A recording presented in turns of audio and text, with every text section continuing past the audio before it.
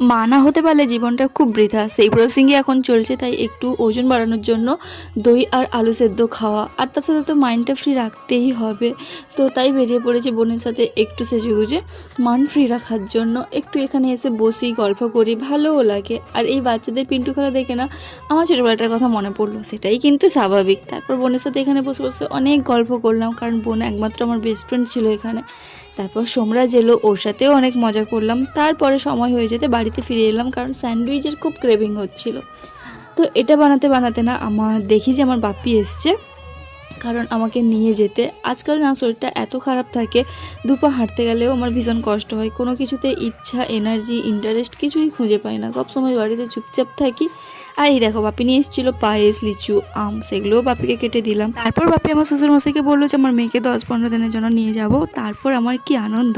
তো আনন্দ সহকারে আমি এখন স্যান্ডউইচটা এনজয় করলাম।